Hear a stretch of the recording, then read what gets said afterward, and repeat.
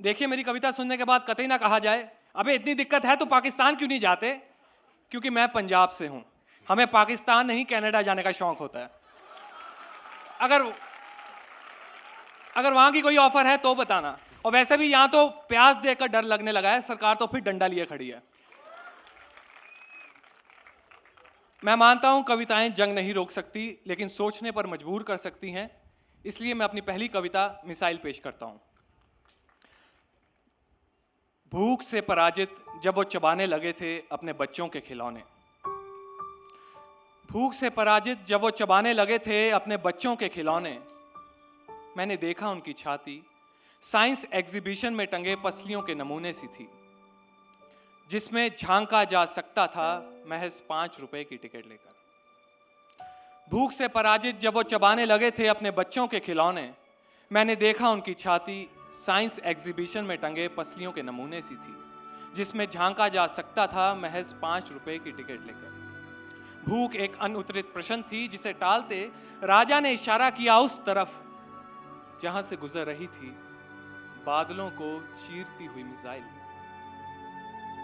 क्या हम इसे चबा सकते हैं? अरे पागल हो क्या? क्या ये भूख मिटाती है? अरे दुश्मन मिटाती है। वो सब हमारे पेट में क्यों नहीं भरते जो भरा है इसमें? अरे मर जाओगे। और भूख से? तभी राजा के रेडियो पर राष्ट्रगान बजने लगा। फिर सब एक क्रम में एकत्रित अपने होंठ उसकी धुन में हिलाने लगे, उसे बुदबुदाने लगे। जैसा सिखाया गया था हूबहू जैसा पढ़ाया गया था, और दुत्कारने लगे उन्हें जिन्होंने भूख से भूशाई हुए किसी भी राष्ट्रगान पर खड़े होना छोड़ दिया था। अब भूख कोई प्रश्न ना थी।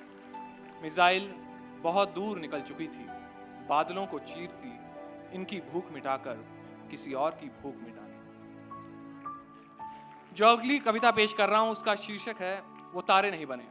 ये उन लोगों के लिए जो गायब हो जाते हैं और फिर कभी नहीं मिलते।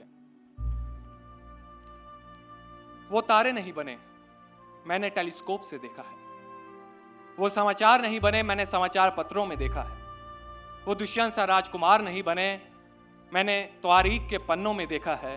वो दिल्ली का ताज नहीं बने, मैंने मतदान करके देखा है। पर वो बंद फाइलों का राज बने, उन्हें गुहारते देखा है। वो लड़खड़ाती सी आवाज बने, उन्हें दबते देखा है। वो एकलव्य का हाथ बने, उनके अंगुष्ठ को कटते देखा है। वो कविता, कहानी और उपन्यास बने, उन्हें मरते देखा है।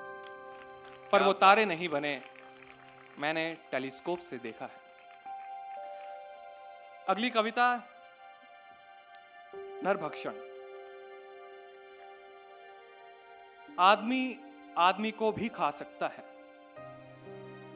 यह हुआ संभव जब हाथ में लिए कटार और जलाकर सभी प्रेम पत्र वो खड़े थे एक दूसरे के समक्ष, कुछ घबराते हुए, कुछ गुर्राते हुए, कुछ पौरुष का अभिमान जताते हुए तो कुछ रक्त आंख से टपकाते हुए। फिर डंके की चोट पर जब हुआ समर आरंभ, तब आदमी आदमी को काटने लगा था, भूमंडल से अंबर बांटने लगा था। और हुआ पुर उपवन कानन पशु पक्षी का भी संहार, और ना ही बचा था तब मुट्ठी भर भी आहार।